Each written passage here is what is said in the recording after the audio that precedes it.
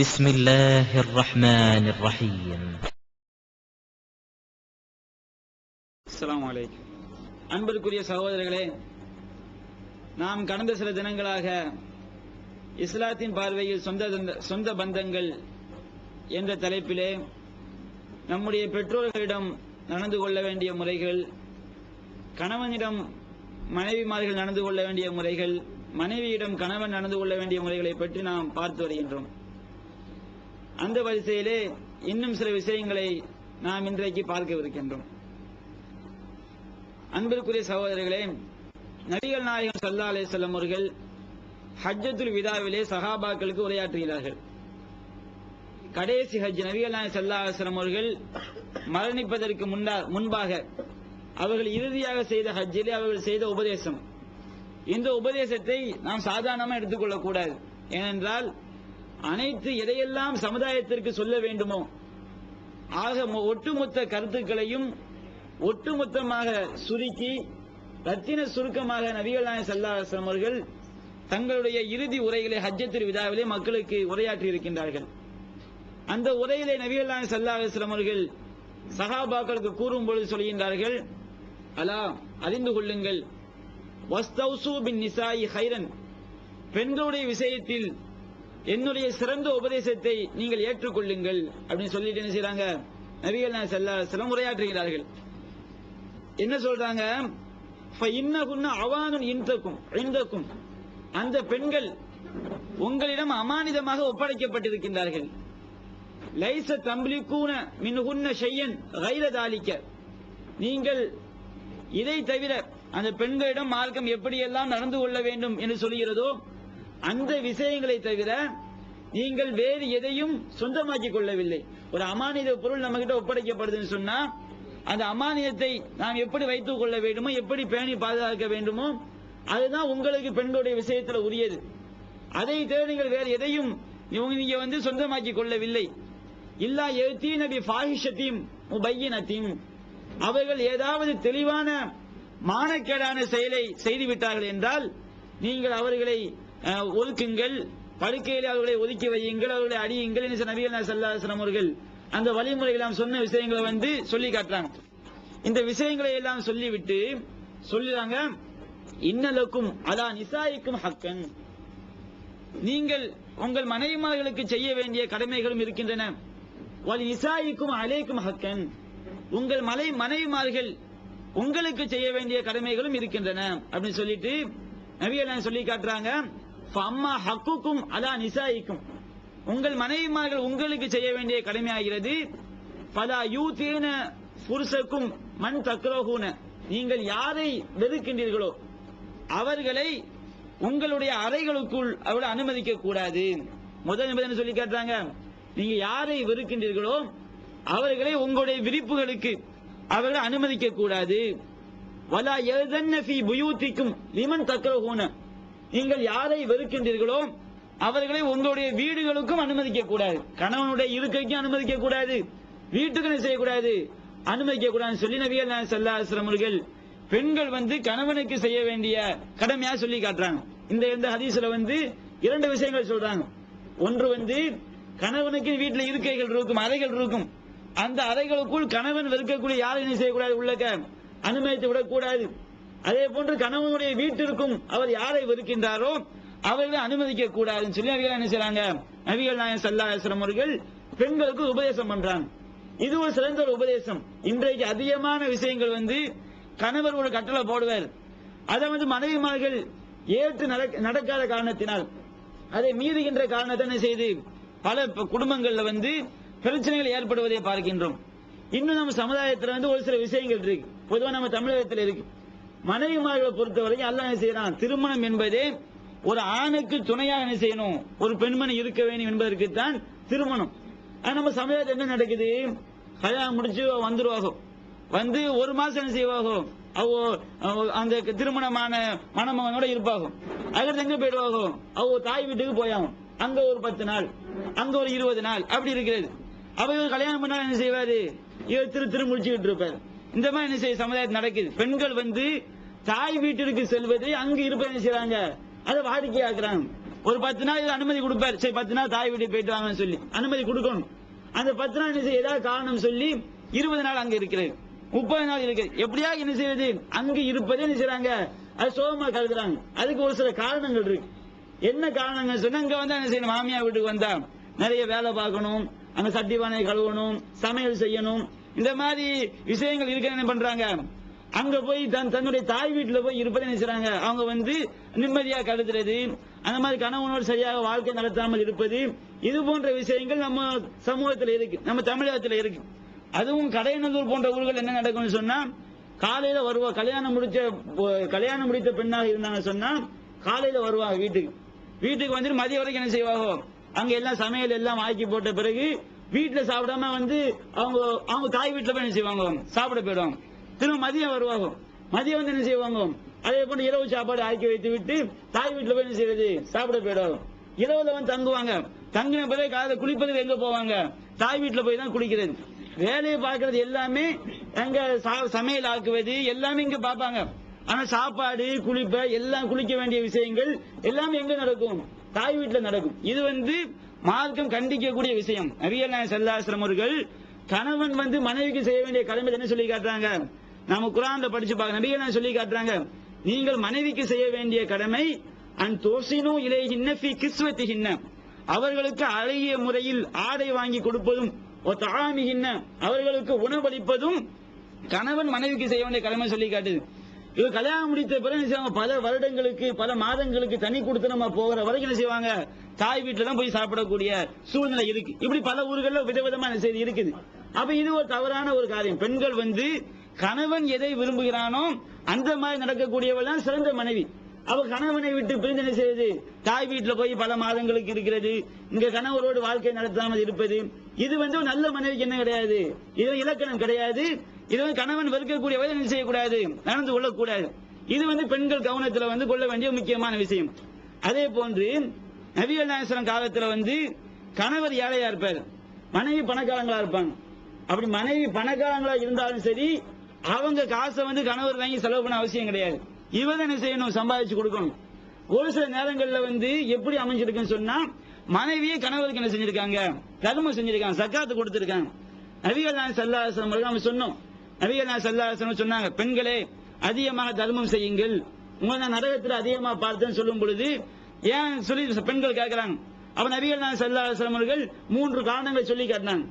அந்த சம்பவம் முடிந்த பிறகு ஜைனப் ரலியல்லாஹு அன்ஹா, இவங்க வந்து இப்னு மஸ்ஊத் ரலியல்லாஹு அன்ஹுடைய மனைவி, ரசூலுல்லாஹ்வுடைய மனைவி ஜைனப் இருக்காங்க. இந்த ஜைனப் வந்து இப்னு மஸ்ஊத் ரலியல்லாஹு அன்ஹுடைய மனைவி. இவங்க என்ன பண்றாங்க, வீட்டுல போய் தர்மம் செய்வதற்காக அவங்களுக்கு நகை இருக்கு, அவர்களுக்கு சொத்து இருக்கு, மனைவியுடைய சொத்து மனைவி சொத்தாக இருக்கணும், கணவனுக்கு அல்ல எந்த பாத்தியதையும் கிடையாது. அவங்க அல்ல ஜக்காத்து கொடுப்பாங்க, அவங்க அல்ல தர்மம் செய்வாங்க. இன்றைக்கு நம்ம நடைமுறை எப்படி இருக்குது, மனைவி சொத்துனா தான் சொத்து மாதிரி நம்ம என்ன செஞ்சுக்கிறோம், நம்ம சமுதாய நிலைமை இருக்கு. அப்படி கிடையாது. கணவனுடைய சொத்து கணவன் சொத்து தான், மனைவி சொத்து மனைவி சொத்து தான். அதுக்கு அவங்க ஜக்காத்து கொடுப்பாங்க, நிர்வகிக்க வேண்டிய பொறுப்பு, செலவு பண்ண வேண்டிய முறை வந்து அவைகளை சார்ந்தது. அப்ப என்ன நடக்குது, இவங்க வீட்டுல போய் நபிகள் நாயகம் ஸல்லல்லாஹு அலைஹி வஸல்லம் அவர்கள் தர்மம் செய்ய சொன்னா என்ன செய்றாங்க, தர்மத்தை கொண்டு போய் ஏழை கொடுக்க நினைக்கிறாங்க. அப்ப இப்னு மஸ்ஊத் என்ன செய்றாரு, தர்மத்தை எனக்கு கொடு, நான் ரொம்ப கஷ்டமா தான் இருக்கிறேன், என் பிள்ளைகள்லாம் சாப்பாடு வழி இல்லாம இருக்கு, எனக்கு கொடுங்கன்னு கேட்கறாங்க. அப்ப ஜைனப் ரலியல்லாஹு யோசிக்கிறாங்க, எப்படி நம்ம தர்மம் நம்ம கணவருக்கு கொடுக்குறோம், திரும்ப எங்க தான் வரும், இவங்க தான் சாப்பிடுற மாதிரி வரும். ஏன்னா கணவர் யாருக்கு செலவு பண்ணுவாரு, மனைவிக்கு செலவு பண்ணுவாரு, பிள்ளைகளுக்கு செலவு பண்ணுவாரு. அப்ப இவங்க உள்ள வந்து உறுத்துது, அது எப்படி உங்களுக்கு தர்மம் செஞ்சேன்னு சொன்னா நீங்க திரும்ப எனக்கு தான் செலவு பண்ணுவீங்க அப்படி மனசு உறுத்தி என்ன செய்யறாங்க, ரசூலுல்லாஹ்ட்ட வர்றாங்க. நபிகள் நாயகம் வீட்டுல இருக்காங்க. அப்ப ரசூலுல்லாஹ்ட்ட அனுமதி வாங்கி நபிகள் நாயகம் ஸல்லல்லாஹு அலைஹி வஸல்லம் வந்து இந்த ஜைனப் ரலியல்லாஹு அன்ஹா கேக்குறாங்க, யா நபி அல்லாஹ் இன்னக அமர்த்தல் யௌம பிஸ்ஸதகா, அல்லாஹ் என் தூதரே இன்றைய தினம் நீங்கள் தர்மம் செய்யுமாறு கட்டளையிட்டீர்கள். வகான இந்தி ஹுலியுல்லி, என்கிட்ட வந்து எனக்குரிய ஒரு ஆபரணம் ஒரு நகை இருக்கின்றது. ஃபஅரத்து அன் அத்தஸத்தக பிஹி, நான் அதை தர்மம் செய்ய வேண்டும் என்று விரும்பினேன். ஃபஸஅம இப்னு மஸ்ஊதுன் அன்னஹு வ வலதுஹு அஹக்கு மன் தஸத்தக்து பிஹி அலைஹிம், நான் யாருக்கு தர்மம் செய்வேனோ, நான் யாருக்கு தர்மம் கொடுப்பேனோ, தர்மம் கொடுக்கக்கூடிய நபர்களிலேயே மிக மிக தகுதியானவர்கள், தர்மம் பெறுவது தகுதியானவர்கள் நானும் என்னுடைய பிள்ளைகளும். யார் சொல்றாங்க, இப்னு மஸ்ஊத் சொல்றாரு, அவரும் அவர் பிள்ளையும் தான் என்னுடைய தர்மத்தை பெறுவதற்கு தகுதியானவன் சொல்லி அவர் சொல்றாரு. நான் என்ன பண்ண நினைச்சாங்க, ரசூலுல்லாஹ்ட்ட வந்து அவங்க ஜைனப் ரலியல்லாஹு அன்ஹா கேக்குறாங்க, அப்ப நபிகள் நாயகம் சொல்லி காட்டுறாங்க, சதக இப்னு மசூத் உண்மை உரைத்து விட்டார். ஜௌஜுகி வ வலதுகி அஹக்கு மன் தஸத்தக்து பிஹி அலைஹிம், உன்னுடைய கணவரும் உன்னுடைய பிள்ளைகளும் தான் நீ யாருக்கு தர்மம் செய்வாயோ அதற்கு மிக தகுதியானவர்கள் சொல்லி நபிகள் நாயகம் ஸல்லல்லாஹு அலைஹி வஸல்லம் சொல்லி காட்டுறாங்க. அவ கணவர் ஏழையா இருந்து மனைவி பணக்கார குடும்பமா இருக்காங்க, அவன் நிறைய சொத்து இருக்குன்னு சொன்னா அவன் தர்மம் செய்வதற்கு கணவருக்கு அவங்க என்ன செய்யலாம், தர்மம் செய்யலாம். இதுல இன்னொரு படிப்பினை இருக்குது. மனைவியுடைய சொத்துல வந்து கணவருக்கு என்ன கிடையாது, எந்த உரிமையும் கிடையாது விளங்குது. அதே மாதிரி மனைவி எவ்வளவு பணக்காரங்களா இருந்தாலும் இவர் ஏழையாக இருந்தாலும் அவங்க சம்பாதிச்சு போட வேண்டிய பொறுப்பு யாருக்கிட்டே இருக்கு, கணவர்கிட்ட இருக்கு. அவங்க பணக்காரங்க இருந்ததுனால அவங்க காசை பயன்படுத்த விளங்கக்கூடாது. அவர்கள் பணக்காரங்களா இருந்தாலும் அவங்களுக்கு உணவளிப்பது, நல்லபடியா வாழ்க்கை நடத்துவது இது கணவனுடைய பொறுப்பு தான். இதை வந்து ஒரு படிப்பு நமக்கு என்ன செய்யுது, இந்த சம்பவம் சைனப் ரலியல்லாஹு அன்ஹா அவங்களுடைய வாழ்க்கை வந்து இந்த மாதிரி பெண்களுக்கு ஒரு படிப்பினை அமையுது. அதே போன்று கணவர் வந்து 2 கல்யாணம் பண்ணாங்க வச்சுக்கிறீங்க, இது வந்து மனைவி மகளுக்கு பிடிக்காது. இஸ்லாம் அனுமதிக்கப்பட்ட விஷயம், அல்லாஹ் அனுமதித்த ஒன்றை அதற்கு தகுதியுடைய ஒருவர் செய்யும் பொழுது யாருக்கும் தடுப்பதற்கு என்ன கிடையாது, அனுமதி கிடையாது. அப்படி தடுத்தாங்கன்னு சொன்னா உள்ளத்துல ஈமான் இல்லைன்னு அர்த்தம். அல்லாஹ் சொல்லி காட்டுகின்றான், வமா கான லி மூமினின் வலா மூமினத்தின் இதா கலல்லாஹு வ ரசூலுஹு அம்ரன் அயகுன லஹுல் ഖിയറാ.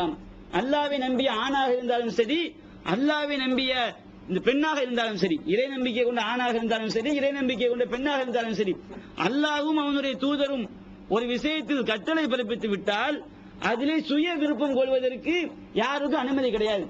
யார் அப்படி அல்லாஹ் ஒன்று சொல்லும் பொழுது என்னுடைய மனசுக்கு ஒத்துக்கல, எனக்கு பிடிக்கலன்னு சொல்லி யாரு சொல்றாங்களோ அவங்களுடைய உள்ளத்துல வந்து ஈமான் இல்லைன்னு அர்த்தம்.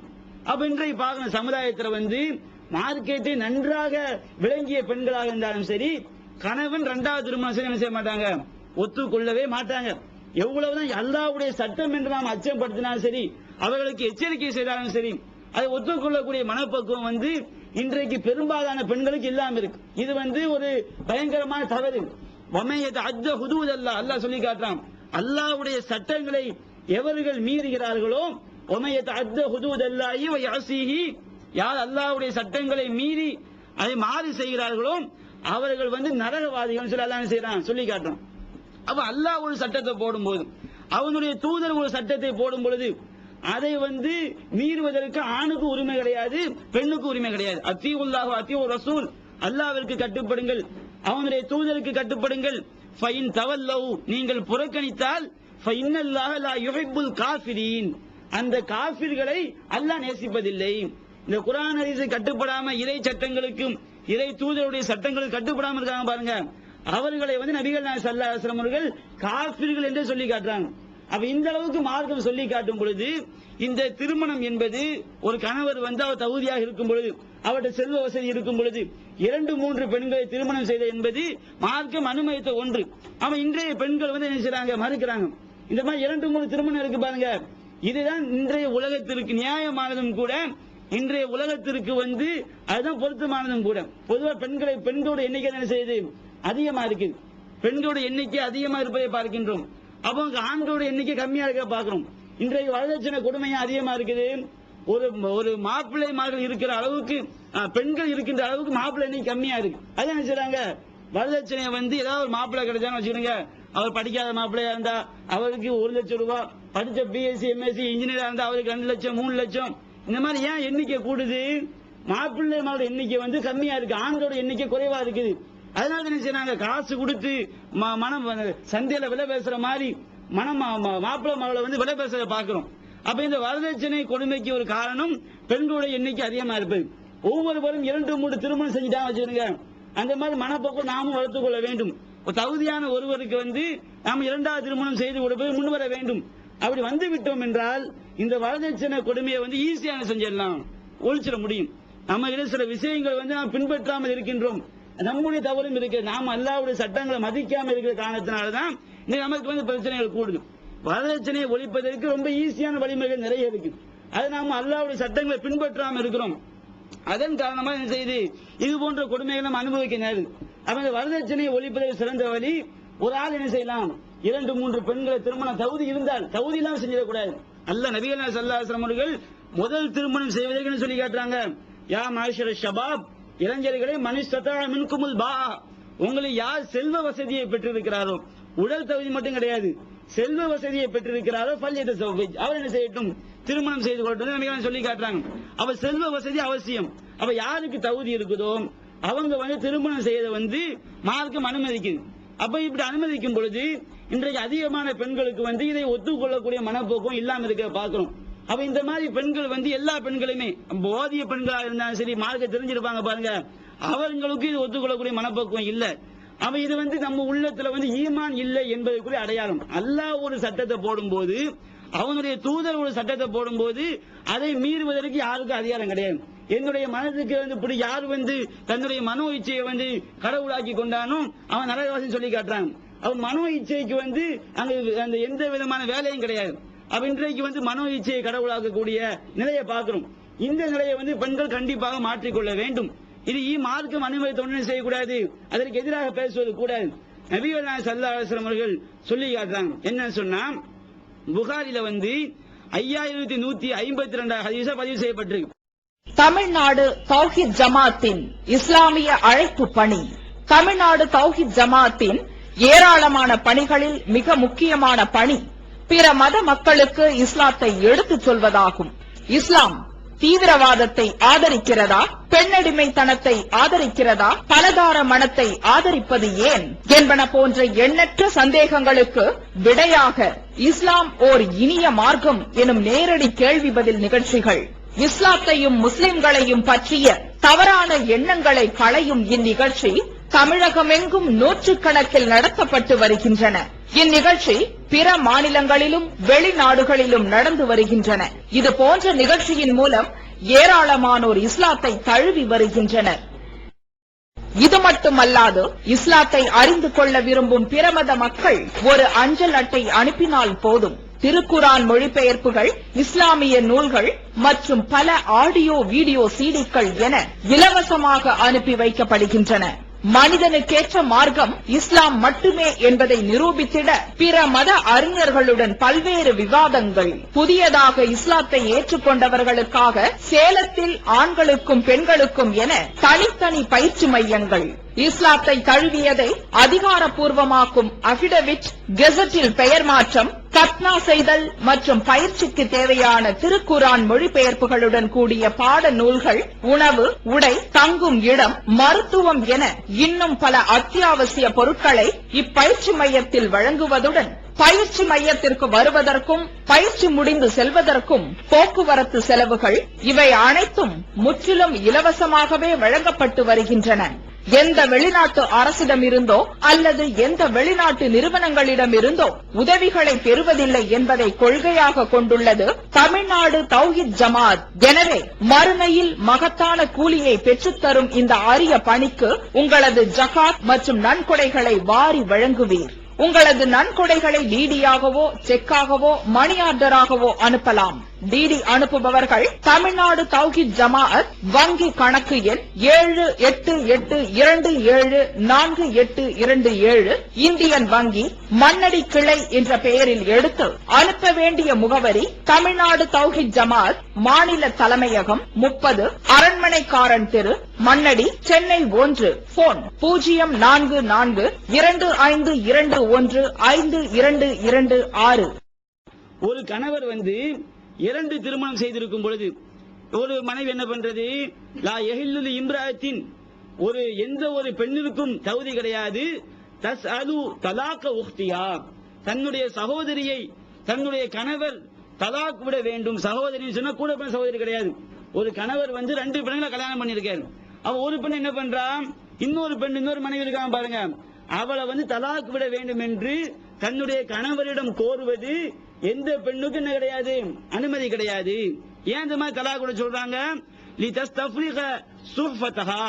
அவளுடைய பாத்திரத்தை காலியாக்கணும். ஒரு பொம்பளை தலாக் விட்டா வச்சுக்கணுங்க, இவன் மட்டும் என்ன செஞ்சிருவா, மனைவி ஆயிடுவா. அப்ப இவங்க மட்டும் மனைவி ஆயிட்டாங்க சொன்னா கணவர் சம்பாதிக்கிற சொத்து எல்லாம் யாருக்கு வரும், தனக்கு சேரும், 2 பக்கம் பங்கு போகாது. எப்படி நினைத்தது, மற்றொரு சகோதரருடைய பாத்திரத்தை காலி பண்ணிவிட்டு எல்லாத்தையும் தான் அனுபவிக்க வேண்டும் என்று விரும்பி எந்த ஒரு பெண்ணும் தன்னுடைய கணவர் தலாக் விட வேண்டும் என்று இன்னொரு மனைவியை தலாக் விட வேண்டும் என்று கோருவது கூடாது.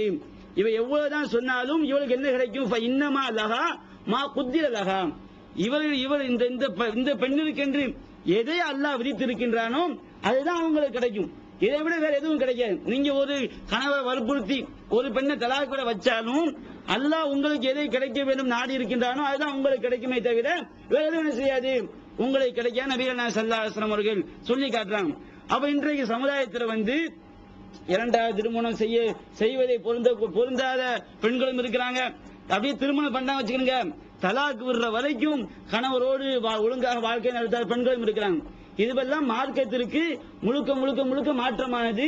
இந்த மாதிரி நிலையில் பெண்கள் இருந்தாங்கன்னு சொன்னா மறுமையுடைய வாழ்க்கை என்ன செஞ்சிடும், நாசமா போயிடும். மறுமையுடைய வாழ்க்கைக்கு மிகப்பெரிய நஷ்டத்தினை செய்யும், இது ஏற்படுத்தும். ஆக மொத்தத்தில் வந்து மனைவிமார்கள் வந்து கணவனும் எப்படி நடந்து கொள்ள வேண்டும் என்பது பற்றிய விஷயங்களை நாம் ஓரளவிற்கு முழுமையாக பார்த்து விட்டோம். அடுத்து வந்து சொந்த பந்தங்கள்ல மிக முக்கியமாக சொன்னா உறவுகள், சொந்தக்கார உறவுகள், கணவன் மனைவி பெற்றோர்கள் மற்ற எல்லாம் ஏதோ ரத்த பந்தங்கள் இருக்கிறாங்க, ரத்தம் இல்லாத பந்தங்கள் என்ன செய்யறாங்க இருக்கிறாங்க. இந்த பந்தங்கள் நம்ம எப்படி நடந்து கொள்ள வேண்டும்? அல்லாஹ் தஆலா நாம் ஒவ்வொரு பயான்லையும் சொல்லுவோம். முதல் அந்த சூரத் நிசாவுடைய முதல் வசனம் அல்லாஹ் சொல்லுகிறான், வத்தகுல்லாஹ அல்லதி தஸாஅலூன பிஹி வல் அர்ஹாம். அல்லாஹ்வை எந்த இறைவனை கொண்டு நீங்கள் ஒருவருக்கு ஒருவர் கேட்டுக்கொள்வீர்களோ அந்த இறைவனையும், வல் அர்ஹாம் எந்த இரத்த பந்தங்களை கொண்டு ஒருவருக்கு ஒருவர் நீங்கள் கேட்டுக்கொள்வீர்களோ அந்த இரத்த பந்தங்களையும் நீங்க அஞ்சிக் கொள்ளுங்கள். அல்லாஹ் எச்சரிக்கை விடுறான். அல்லாஹ்வையும் பயந்துக்கிடுங்க, இரத்த பந்தங்களையும் நீங்க பயந்துக்கிடுங்க. ஒரு ஆட்டம் தேவைக்காக என்ன செய்வோம், நான் உனக்கு சொந்தம் தானே அப்படின்னு கேட்போம், அல்லாஹ் காண்டி கொடுங்கன்னு கேட்போம். அவ இறைவனை கொண்டும் ஒருவருக்கு ஒருவர் கேட்டுக்கொள்கின்றீர்கள். இந்த உறவை காரணம் காட்டி உங்க மச்சானா இருக்கும், சொந்த பந்தமா இருக்கிறோம், உங்க வாப்பா யார் தெரியுமா இப்படி இருந்தாரு, என்ன செய்யறோம், உறவை காரணம் காட்டி மக்கள் நம்ம கேட்கிறோம். அப்ப எந்த உறவை காரணம் காட்டி எந்த இறைவனை காரணம் காட்டி நீங்கள் ஒருவருக்கு ஒருவர் கேட்டுக்கொள்வீர்களோ அந்த இறைவனையும் அஞ்சிக் கொள்ளுங்கள், அந்த உறவு இரத்த பந்தங்களையும் நீங்க அஞ்சிக் கொள்ளுங்கள். இன்னல்லாஹ கான அலைக்கும் ரகீபாம், அல்லாஹ் உங்களை கண்காணிப்பவனாக இருக்கிறான் சொல்லி அல்லாஹ் சொல்லுகின்றான். அதே போன்று எந்த அளவுக்கு சொன்னா நபிகள் இரத்த பந்தங்கள் எந்த அளவுக்கு பார்க்கணும் முக்கியத்துவம் சொல்லி, மக்காவில் உள்ள முஹாஜிர்கள் இருக்காங்க பாருங்க, முஹாஜிர்கள் இவங்க ஹிஜ்ரத் பண்ணி மதீனாவுக்கு வர்றாங்க. மதீனாவிற்கு வந்தவன் நபிகள் நாயகம் ஸல்லல்லாஹு அலைஹி வஸல்லம் அவர்கள் ஒப்பந்தத்தை ஏற்படுத்தி வைக்கிறாங்க, சகோதரத்துவத்தை ஏற்படுத்தி வச்சு அந்த உறவு எந்த அளவுக்கு போன்னு சொன்னா தன் தம்பிக்கு கூட அன்சார் சஹாபாக்கள் தம்பிக்கு கூட சொத்தை கொடுக்காம சொத்தை யாரு கொடுக்க ஆரம்பிச்சிடுறாங்க, அந்த மதீனாவிலிருந்து வந்த மக்காவிலிருந்து வந்த சஹாபாக்களுக்கு வாரி வழங்க ஆரம்பிச்சிடுறாங்க. அப்ப அல்லாஹ் வசனத்தை இறக்கி வைக்கின்றான். எப்படி இறக்கி வைக்கின்றான், உலுல் அர்ஹாமி இரத்த பந்தங்கள் தான் பஅதுஹும் அவுலா பி பஅதின் ஃபீ கிதாபில்லாஹ். அல்லாஹ்வுடைய விதிப்படி, அல்லாஹ்வுடைய எந்த அளவுக்கு அல்லாஹ் சொல்லி காட்டலாம் பார்க்கணும், அல்லாஹ்வுடைய விதிப்படி இரத்த பந்தங்கள் தான் ஒருவரை விட ஒருவர் மிக பொருத்தமானவர்கள், மிக தகுதியானவர்கள், மிக ஏற்றமானவர்கள். யாரை விட, மினல் முஃமினீன வல் முஹாஜிரீன், அல்லாஹ்வை நம்பிக்கை கொண்டவர்கள், ஹிஜ்ரத் செய்து வந்தவர்கள், இவர்களை விட அல்லாஹ்வுடைய விதியில் இரத்த பந்தங்கள் தான் ஏற்றமானவர்கள், அவர்கள் தான் முக்கியமான அல்லாஹ் சொல்லி காட்டுறான். இரத்த பந்தம் இருக்கு பாருங்க, இவர் சஹாபாக்கள் வந்து முஹாஜிர்களுக்கு சொத்துக்களை கொடுக்கக்கூடிய அளவுக்கு வந்து அல்லாஹ் என்ன செய்யறான், நீங்க சொத்துக்களை எல்லாம் கொடுத்துறாதீங்க, இவங்க தான் ஒரு இரத்த பந்தம் இருக்காங்க பாருங்க, அதை விட இவங்க தான் ரொம்ப முக்கியம் சொல்லி அல்லாஹ் என்ன செய்கின்றான், திருமறை வசனத்தை இறக்கி வைக்கின்றான். அப்படி சொல்லிட்டு அல்லாஹ் சொல்லினா இல்லான் தஃபாது இலா அவுலியாயிக்கும் மஅரூஃபா, நீங்க நல்ல நியாயமான முறைப்படி சகோதரத்துவ முறையில் உங்களுக்கு நண்பரா வந்திருக்காங்களே அவர்களுக்கு நீங்கள் கொடுப்ப தவறு கிடையாது அல்லாஹ் என்ன செய்கின்றான், இந்த வசனத்தை வந்து இறக்கி வைக்கிறான். அப்ப இரத்த பந்தங்கள் வந்து எந்த அளவுக்கு முக்கியத்துவமானது நம்ம என்ன செய்து விளங்குது. அதே போன்று இந்த சொந்த பந்தங்களை இணைச்சு வாழ்றோம். இன்றைக்கு நம்ம சமுதாயத்தில் வந்து இந்த விஷயத்தை நாம் என்ன செய்யறோம், ரொம்ப பாராமுகமா இருக்கிறோம். எப்படி பெற்றோர்களுக்கு மார்க்கம் ரொம்ப ரொம்ப வலியுறுத்தி சொல்லி காட்டுதோம், மார்க்கம்னா நம்ம வந்து ஏதோ தொழுகை நோன்பு இது மாதிரி எடுத்துக்கொள்ள கூடாது, வாழ்க்கையில் எல்லா அம்சங்களும் நம்ம என்ன செய்யணும், பின்பற்ற வேண்டும். அல்லாஹ் நாடினான் என்றால் இறைவன் வந்து கருணையாளன், நாம செய்யக்கூடிய ஒரு சிறிய அமலை வைத்து அல்லாஹ் செஞ்சிருவான், சொர்க்கத்துக்கு கொண்டு போயிடுவான். அல்லாஹ் நாடினான் என்றால் ஒவ்வொன்றா பிடிச்சு பிடிச்சு அல்லாஹ் என்ன செய்வான், விசாரிக்கவும் செய்வான். இந்த மாதிரி விஷயம் நம்ம ஹதீஸ்களை படிச்சு பார்க்கிறோம். இந்த அளவிற்கு மார்க்கம் சொல்லுகிறது என்றால் நாம் இது போன்ற விஷயம் நம்ம என்ன செய்யறோம், பொடுபோக்கா இருக்கிறோம். இஸ்லாம் சொன்னா தொழுகை நோன்பு இது மட்டும் நம்ம நினைச்சுக்கிறோம், இது மட்டும் இஸ்லாம் கிடையாது. வாழ்க்கையின் எல்லா நிலைகளும் பின்பற்றி காட்ட வேண்டும், அதுதான் உண்மையான இஸ்லாம். அத்துன்யா சிஜ்னுல் மூமின், இந்த உலகம் மூமின்களுக்கு சிறைச்சாலை, கஷ்டமா தான் இருக்கும். ஜன்னத்துல் காஃபிர், காஃபிருக்கு தான் இது வந்து சொர்க்க பூஞ்சோலை. அப்ப நாம இந்த உலகத்துல வந்து அல்லாஹ் சொன்ன முறைப்படி வாழ்றோம் பாருங்க, அது நம்முடைய மனதிற்கு கஷ்டமாக இருந்தாலும் நமக்கு கஷ்டமா இருந்தாலும் அதை நாம் நாம் வாழ்ந்து காட்ட வேண்டும், அப்பதான் மறுமையில் சொர்க்கம் கிடைக்கும். அப்ப அல்லாஹ் சொல்கின்றான் அந்த மூமின்களை பற்றி அல்லாஹ் சொல்லும் பொழுது மூமின்கள் எப்படிப்பட்டவர் தெரியுமா? வல்லதீன யஸ்லூன மா அமரல்லாஹு பிஹி அய்யூசல். அல்லாஹ் எந்த சொந்தங்களை இணைத்து வாழ வேண்டும் என்று அல்லாஹ் கட்டளை இடுகின்றானோ அந்த சொந்தங்களை இணைத்து வாழ்வார்கள். நம்பிக்கையாளர்கள் யாருன்னு சொன்னா அல்லாஹ் எதையெல்லாம் இணைத்து, நீங்க அல்லாஹ்வை நாம் நம்பி இருக்கிறோம் என்பதற்கு அடையாளம் என்னது? அல்லாஹ் யாரையெல்லாம் இணைத்து வாழ வேண்டும், யாரையெல்லாம் நபிகள் சொல்லி காட்டுறாங்க. மன் அஹப்பலில்லாஹி, யார் அல்லாஹ்விற்காக நேசித்து, வ அபுகலில்லாஹி, அல்லாஹ்விற்காக பகைத்து, வ அழ்தாலில்லாஹி, அல்லாஹ்விற்காக கொடுத்து, வ மனலில்லாஹி, அல்லாஹ்விற்காக தடுத்து மாறுகின்றாரோ ஃபக்கத் இஸ்தக்மலல் ஈமான், அவருடைய ஈமான் தான் பரிபூர்ணமாகிவிட்டது. நாம நேசிக்கிறோம், யாருக்காக இருக்கணும்? அல்லாஹ்விற்காக இருக்க வேண்டும். நாம் பகைக்கின்றோம், யாருக்காக இருக்கணும்? அல்லாஹ்வுக்காக இருக்க வேண்டும். நாம் வாரி வழங்குகின்றோம், யாருக்காக இருக்க வேண்டும்? அல்லாஹ்வுக்காக இருக்க வேண்டும். ஒருவர் கொடுப்பதை தடுக்கின்றோம், யாருக்காக இருக்கணும்? அல்லாஹ்வுக்காக இருக்க வேண்டும். இப்படி நேசித்தாலும் பகைத்தாலும் பாசம் கொண்டாலும் கொடுத்தாலும் தடுத்தாலும் அல்லாஹ்க்காக செய்யணும் பாருங்க. ஃபக்கத் இஸ்தக்மலல் ஈமான், அவனுடைய ஈமான் தான் பரிபூர்ணமாக சொல்லி காட்டுறாங்க. அப்ப நம்முடைய ஈமான் பரிபூர்ணமாக வேண்டும் என்றால் அல்லாஹ் எதை இணைத்து வாழ சொல்கின்றானோ அவன் நம்ம என்ன செய்யணும்? இணைத்து வாழ வேண்டும். நபிகள் நாயகம் ஸல்லல்லாஹு அலைஹி வஸல்லம் அவருடைய பேசிக் இருக்குமா, இஸ்லாமிய கொள்கையை சொல்ற பாருங்க. ஆரம்பத்தில் மக்களுக்கு எதை அடிப்படையா வச்சு பிரச்சாரம் பண்றாங்களோ, இந்த தொழுகை, நோன்பு, ஜக்காத்து, ஹஜ், எல்லா சுன்னத்தான தொழுகை எல்லாம் எங்க வந்தா கடமை? மக்கால, மதீனால வந்தா கடமை. மக்காவில அடிப்படையான விஷயங்கள் என்ன செய்து போதிக்கப்பட்டது. எந்த ஒன்றாக இருந்தாலும் அடிப்படையான கொள்கை இருக்கு பாருங்க. இஸ்லாத்துடைய அடிப்படையான கொள்கைகளை ஒன்று எது? சொந்த பந்தங்களை இணைத்து வாழ்வே. நாம் ஹதீஸ்ல பார்க்கிறோம், அபூ சுஃபியான் ஆள் என்ன செய்யறாரு? சிரியா நாட்டுக்கு போறாரு. சிரியா ஏதோ நாட்டுக்கு போறாரு. அப்ப அங்க உள்ள மன்னர் என்ன பண்றாரு? ஹெர்குலிஸ் மன்னர் என்ன பண்றாரு? அவர் அபூ சுஃபியான் நிப்பாட்டி ஒவ்வொரு கேள்வியா கேட்கிறார் நபிகள் நாயகம் ஸல்லல்லாஹு அலைஹி வஸல்லம் பத்தி. அப்படி கேட்கும் பொழுது ஒரு கேள்வி அந்த மன்னர் என்ன செய்யறாரு? ஹெர்குலிஸ் மன்னர் அபூ சுஃபியான் ஒரு கேள்வி கேட்கிறாரு. அபூ சுஃபியான் இஸ்லாத்துக்கு வரல, அவர் காஃபிரா இருக்காரு. அப்போ ஒரு கேள்வியை கேட்கிறார் மன்னர். நிறைய கேள்வி, ஒரு கேள்வி. இந்த செய்தி நீண்ட ஹதீஸ், நீங்க படிச்சு பாருங்க. புகாரில 7வது செய்தியா 7வது ஹதீஸா பதிவு செய்யப்பட்டது. அல்லாஹ் ஒரு கேள்வியை கேட்கிறாரு. மாதா யவுமுருக்கும், நபிகள் நாயகம் ஸல்லல்லாஹு அலைஹி வஸல்லம் அவர்கள் உங்களுக்கு எதை ஏவுகின்றார்கள்? இந்த நபின்னு சொல்றீங்களா, பெரிய பிரச்சாரம் பண்ண சொல்றீங்களா, அந்த நபி உங்களுக்கு எதை கட்டளை போடுகின்றார், எதை அடிப்படையாக உங்களுக்கு போதிக்கின்றார் சொல்லி அவன் கேட்கிறான். அந்த மன்னர் கேட்கிறார். அப்ப இவங்க சொல்றாங்க, அபூ சுஃபியான் அவர்கள் சொல்கிறார்கள், நபிகள் நாயகம் ஸல்லல்லாஹு அலைஹி வஸல்லம் அவர்கள் எங்களுக்கு எதை போதிக்கிறாங்கன்னு சொன்னா, உஅபுதுல்லாஹ வஹ்தஹு வலா துஷ்ரிகு பிஹி ஷைஆ வத்ருகு மா யகூல் ஆபாவுக்கும், அல்லாஹ்விற்கு எதையும் இணை கற்பிக்காமல் அவனை நீங்கள் வணங்குங்கள்.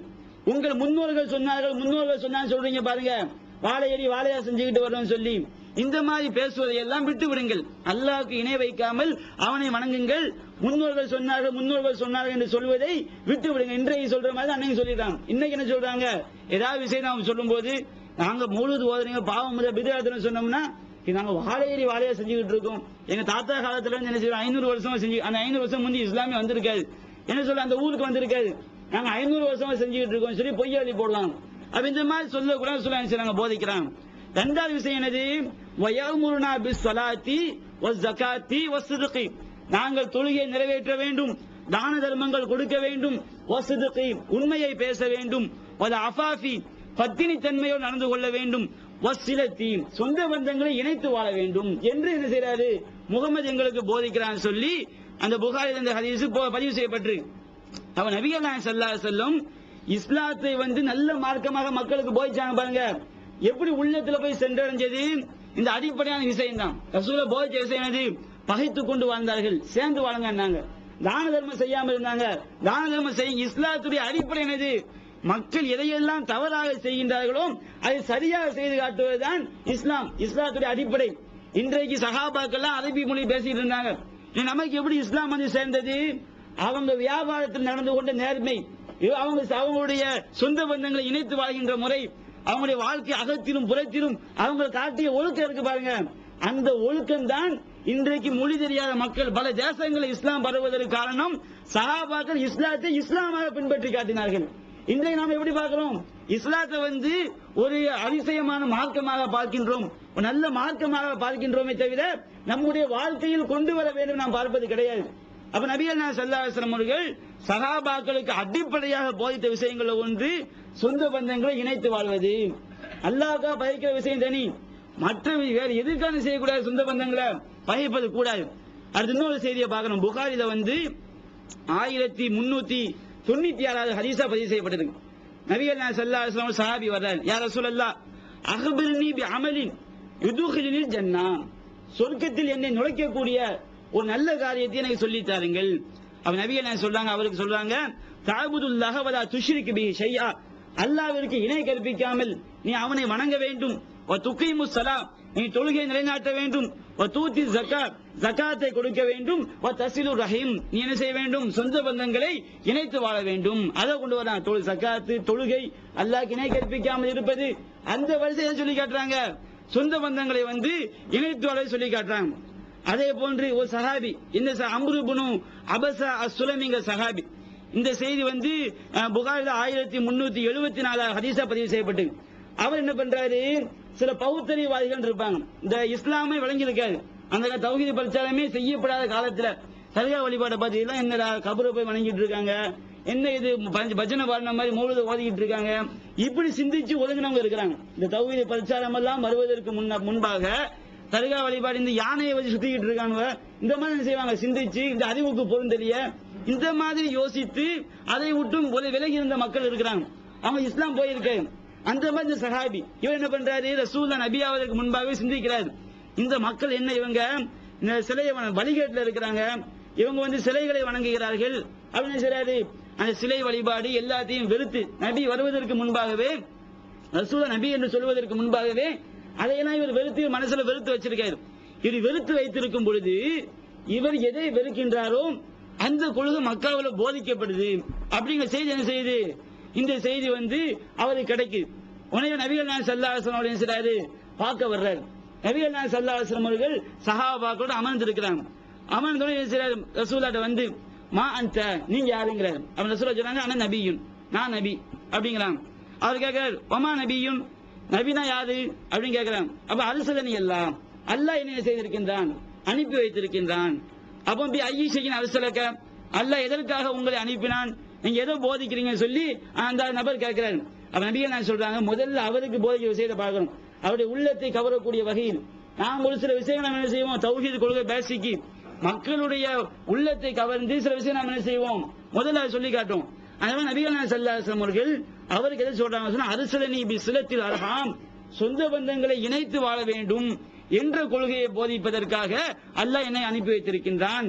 அடுத்து அவர் எதை விரும்புறாரு, சிலை வழிபாட்டை வெறுக்கிறார்.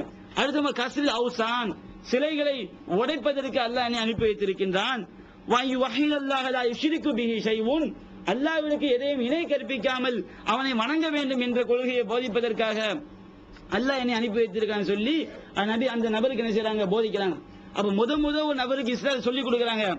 ஆர்வத்தோட கேட்கிறாரு, அவருக்கு எதை முதல்ல சொல்லி காட்டுறாங்க, சொந்த பந்தங்களை இணைத்து வாழ வேண்டும் என்று அல்லாஹ் எனக்கு போதித்திருக்கிறான். முதல்ல என்ன செய்றாங்க, சொந்த பந்தங்களை இணைத்து வாழ வேண்டும் ஒரு கொள்கையை அவருக்கு சொல்லி கொடுக்கறாங்க. அடுத்து என்ன செய்றாங்க, சிலைகளை உடைக்க வேண்டும், அல்லாஹ்வுக்கு இணை கற்பிக்க, இது போன்ற விஷயங்களை அவருக்கு எடுத்து சொல்றாங்க. அவன் நபிகள் நாயகம் ஸல்லல்லாஹு அலைஹி வஸல்லம் அவர்கள் எந்த அளவிற்கு சொந்த பந்தங்களை இணைத்து வாழ்வதற்கு முக்கியத்துவம் கொடுக்கான்னு பார்க்கிறோம். அதே போன்று இன்னொரு செய்தி வருது, நபிகள் நான் சொல்லி காட்டுறாங்க. புகாரில 6138 ஹதீஸா பதிவு செய்யப்பட்டிருக்கு. மன்கான யூமினு பில்லாஹி வல் யௌமில் ஆகிர், யார் அல்லாஹ்வை நம்பி இருக்கிறாரோ, மறுமை நாளை நம்பி இருக்கிறாரோ, ஃபல் யஸில் ரஹிமஹு, நீங்க அல்லாஹ்வை நம்பி இருந்தீங்க சொன்னா, மறுமையை நம்பியது உண்மையாக இருக்கும் என்றால் அவர் சொந்த பந்தங்களை இணைத்து வாழட்டும்.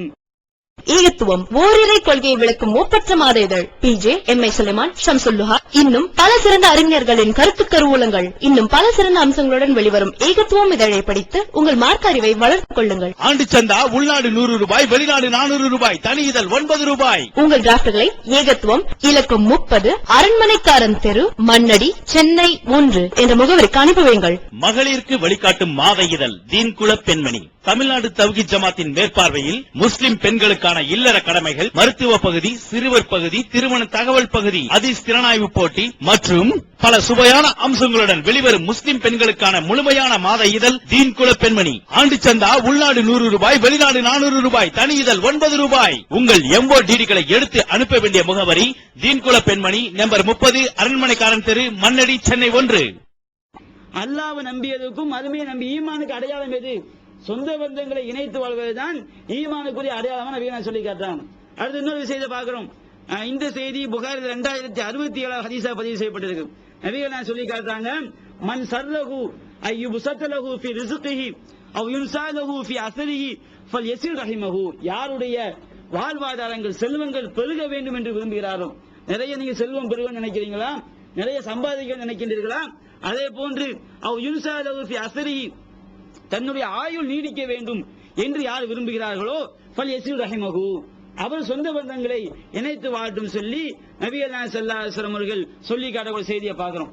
அப்ப இந்த அளவிற்கு மார்க்கம் வந்து சொந்த பந்தங்களை இணைத்து வாழ்வதை செய்து முக்கியத்துவம் கொடுக்கும். அதே போன்று இந்த சொந்த பந்தங்களை பகைச்சு வாழ்றாங்க பாருங்க, இதையும் மார்க்கம் என்ன செய்து கடுமையான முறையில் அல்லாஹ் வந்து கண்டித்து சொல்லி காட்டுகின்றான். சூரத்துல் பக்ராவுல 2வது அத்தியாயம் 27வது வசனத்தில் அல்லாஹ் கூறுகின்றான், அல்லதீன யன்குலூன அஹ்தல்லாஹி மின் பஅதி மீஸாகிஹி. பனி இஸ்ரவேலர்களை பற்றி அல்லாஹ் சொல்லும்போது இந்த பனி இஸ்ரவேலர்கள் எப்படிப்பட்டவர்கள் தெரியுமா? அல்லாஹ்விடம் வாக்குறுதி அளித்த பிறகு அதை முறித்தவர்கள். வயக்தஊன மா அமரல்லாஹு பிஹி அய்யூஸல. அல்லாஹ் எந்த சொந்த பந்தங்களை இணைத்து வாழ வேண்டும் என்று கட்டளையிட்டானோ அதை அவர்கள் துண்டித்து வாழ்ந்தவர்கள். வயுஃப்ஸிதூன ஃபில் அர்ல். பூமியிலே குழப்பம் செய்தார்கள். உலாயிக ஹுமுல் ஹாசிரூன். அவர்கள்தான் நஷ்டவாதிகள் சொல்லி அல்லாஹ் செய்கின்றான், சொல்லி காட்டுறான். அப்ப சொந்த பந்தங்களை வந்து துண்டித்து வாழக்கூடிய விஷயம் இருக்கு பாருங்க, இது வந்து இறைவன் மிகவும் கண்டித்து சொல்லக்கூடிய விஷயம். அதே போன்று புகாரில ஒரு செய்தியை பார்க்கிறோம். அல்லாஹ் தஆலா முத மனுஷனை படைக்கிறான். ஹலக்கல்லாஹுல் ஹல்க.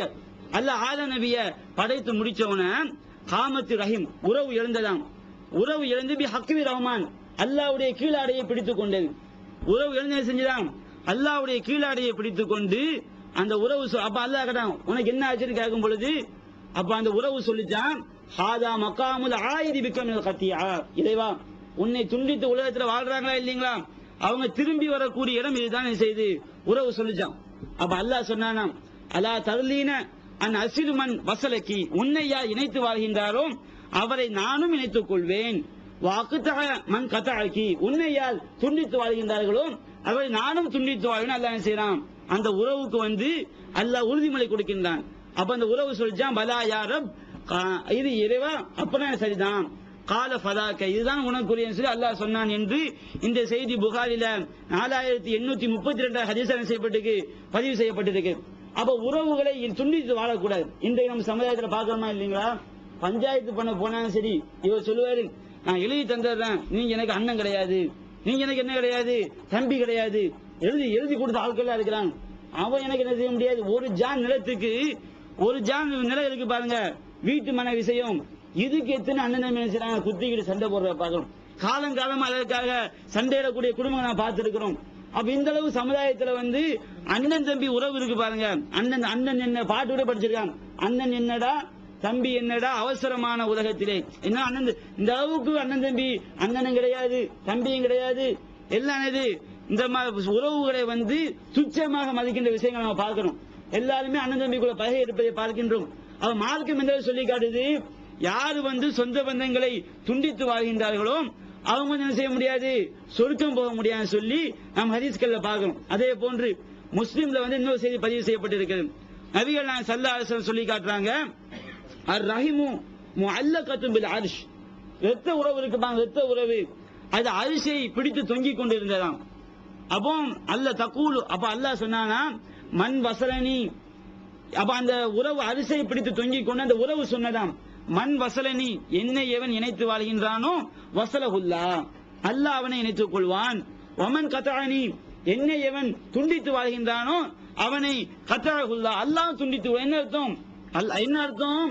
அல்லாஹ் துண்டித்து விடுவான்னு சொன்னா நாம் எங்க போய் சேருவோம்? நரகத்துல போய் சேருவோம். அப்ப இந்த மாதிரி உறவை இணைத்து வாழ்வதற்கு மார்க்கம் செய்து முக்கியத்துவம் கொடுக்கு. அதே போன்று 5984 செய்தியா பதிவு செய்யப்பட்டிருக்கிறது, லா யதுகுலுல் ஜன்னத காத்திஉன், உறவை துண்டித்து வாழ்பவன் சொர்க்கம் போக மாட்டான், அப்படி வருது. அதே போன்று இன்னொரு செய்தியை பார்க்க அகமதுல பதிவு செய்யப்பட்டிருக்கு. ஒவ்வொரு வாரமும் வியாழக்கிழமை வெள்ளிக்கிழமை இரவு இருக்கு பாருங்க, வெள்ளிக்கிழமை நாளைக்கு நைட்டு, வியாழக்கிழமை நம்ம கணக்குப்படி வியாழக்கிழமை முடிஞ்சு வெள்ளி வருது பாருங்க, விடிந்தால் வெள்ளி. அந்த இரவுல வந்து நம்முடைய அமல்கள் எல்லாம் அல்லாஹ்ட்ட வந்து எடுத்து காட்டப்படுமா.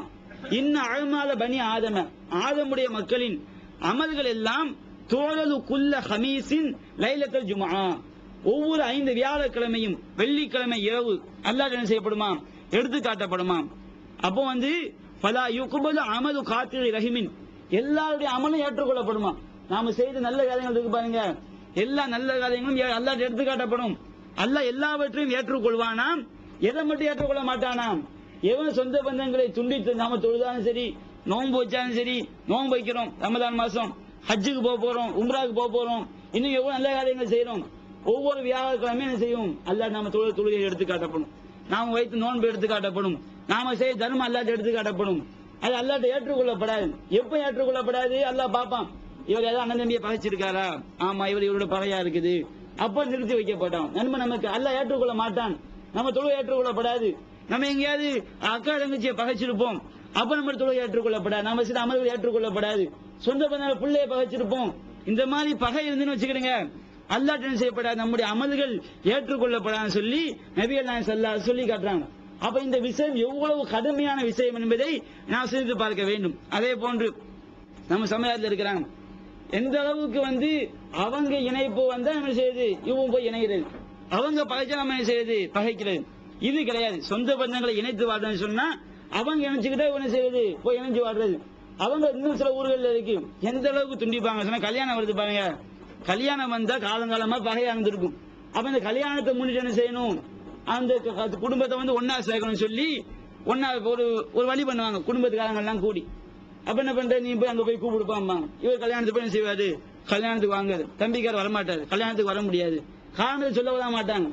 என்னப்பா கல்யாணத்துக்கு வரல, அவர் என்ன அண்ணன் மட்டும் தான் வந்தாரு, அண்ணன் வீட்டுக்காரியும் வரல, இப்படி என்ன செய்யும் அங்க சந்தேகம். சரி, சில குடும்பம் என்ன பண்ணுவாங்க, அண்ணன் போய் கூப்பிட்டுருவாரு, அண்ணன் வீட்டுக்காரையும் போய் கூப்பிட்டாவும் இவர் கல்யாணத்துக்கு வர மாட்டாரு. அப்ப காரணம் சொல்லவே மாட்டாங்க, கல்யாணம் தான் முடிஞ்சவோ பாப்பாவோ, கல்யாணம் எப்படா முடியுதுன்னு பார்த்து என்ன செய்வாங்க, கல்யாணம் முடிஞ்சவன நான் ஏன் வரல தெரியுமா, எங்க அண்ணன் வந்தாரு, எங்க அண்ணி மாப்பிள்ளக்காரையும் வரல அப்படின்னு செய்யுது. இந்த மாதிரி சொல்றத பாக்கணும். ஒரு வீட்டுல போய் ஒரு தடவை சொந்த பந்தம் முக்கியத்துவம் கொடுத்து ஒரு தடவை அழைத்தாலே போய்விட வேண்டும். சொந்தம் இணைத்தோட மார்க்கம் சொல்லி காட்டுது. இவ பண்ணக்கூடிய பிகுவை பார்த்தோம் சொன்னா இது என்ன செய்யும், கடுமையா இருக்கும்.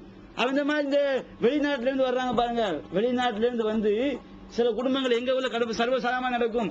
வெளிநாட்டுல இருந்து போய் அவரை பார்த்திருக்க மாட்டான், அவன் வெளிநாட்டுல வந்தான், என்ன பார்க்க வல்லாம அவன் கல்யாணம் என்ன செய்ய முடியாது, இவருக்கு 1000 வேலை இருக்கும். இவர் 3ஆவது நாள் போய் பார்த்திருப்பார், நீ வந்தில, முதல் நாள் எனக்கு தகவல் சொல்லல, என்ன செய்யுது, நீ அங்க இருந்து வந்தியா இல்லையா, முதல் நாள் எனக்கு சொல்லி விடல, பெட்டியை உடைக்கிறது சண்டை நடக்கும். பெட்டியை இருந்து போய் பெட்டியோட இங்க பார்த்தாலும் தெரியும் நமக்கு, இங்க பெட்டியெல்லாம் எப்படி கிடக்குன்னு சொல்லி. இவன் என்ன பண்றது, ஊருக்கு போனவன பெட்டியை உடைக்கிறது என்ன செய்யணுமா, எல்லாரையும் கூப்பிடணுமா. அதுக்கு இந்த பெட்டியை உடைக்க கூப்பிடாம காலங்காலமா சண்டை ஓட்ட குடும்பம் இருக்கு. என்ன பெட்டி உடைக்கிறது கூப்பிடல, நான் செய்ய முடியாது, கல்யாணத்துக்கு வர முடியாது. இந்த மாதிரி சொந்தங்களை சின்ன சின்ன விஷயங்களுக்கு தான் செய்து துச்சமா மதிக்கிறது. அதே மாதிரி இவர் வெளிநாட்டுல இருந்திருப்பாரு, அண்ணன் பையன் இருப்பான், மச்சானான்னு இருப்பான். மச்சானுக்கு என்ன செய்வாரு, வீட்டுக்காரி தம்பியா இருக்கிறதுனால பாசத்தை ஒரு செல்போன் கொடுத்திருப்பாரு. அண்ணன் பையன் இருக்கான் பாருங்க, அவருக்கு ஏதாவது சின்ன பேனா கொடுத்திருப்பாரு. பாரு அவங்க மச்சன பாசம் மட்டும் அங்க கூடி போச்சு, அங்க மட்டும் செல்போனை கொடுக்குறாங்க, நமக்கு இதனால சண்டை சொந்த பந்தத்தில், அவங்க தான் உங்களுக்கு கூடி போச்சோ. இப்படி எதிர்க்க சின்ன சின்ன விஷயங்கள் எல்லாம் ஒரு பொருட்டே கிடையாது. இந்த ஒரு ஆளுக்கு ஒரு பேனா கொடுத்ததுல, ஒரு போனை கொடுத்ததுல ஒண்ணு நடக்க போறது கிடையாது. இதற்காக இந்த சின்ன சின்ன விஷயங்களுக்காக பகைத்துக் கொள்ளக்கூடிய குடும்பங்கள் நம்ம நிறைய பார்க்கிறோம்.